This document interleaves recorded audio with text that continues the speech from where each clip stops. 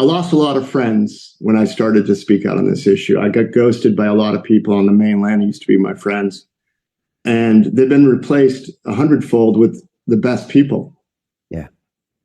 Yeah. The best. You have been censored, probably vilified. You probably never set out to be a public figure, but you are now. What's it like being you? Yeah, this has been an interesting journey.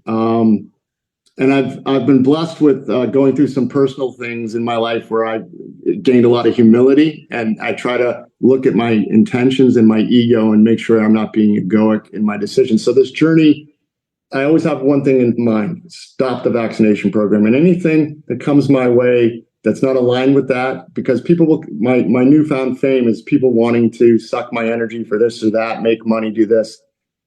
I'm staying on the true intention: stop this this vaccination program, and so I'm aligned with that.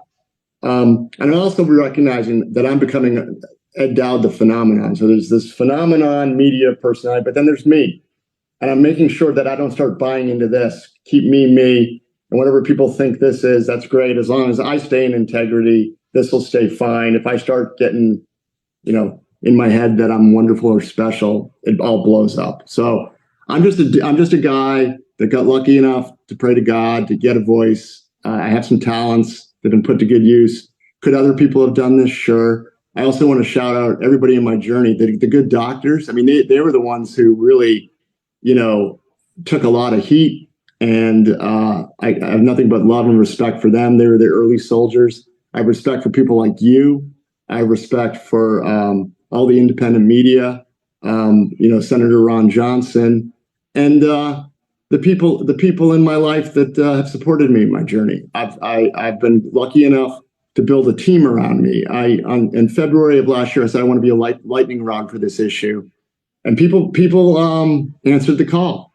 Josh Sterling came to help me. I was reached out to by my friends in Portugal, and now my partners, Carlos and Yuri, the still anonymous people who work for us. My publisher, Tony Lyons, who pitched me the book with Gavin DeBecker. Gavin DeBecker lives on Maui.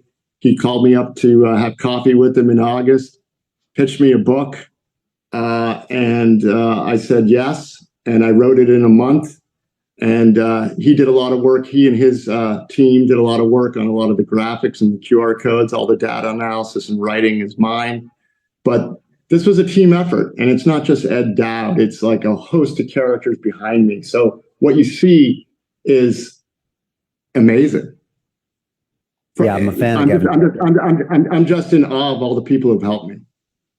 Yeah, no, I appreciate that. I'm a fan of Gavin DeBecker as well. I've heard him speak, and it's a very interesting guy. Great to have people like that with you. It's funny, I felt this too, Ed, is that a lot of times you'll get a lot of hate, problems, but when the world throws that at you in these situations, you'll get these incredible allies that just roll up in your DMs, and you're like, wow.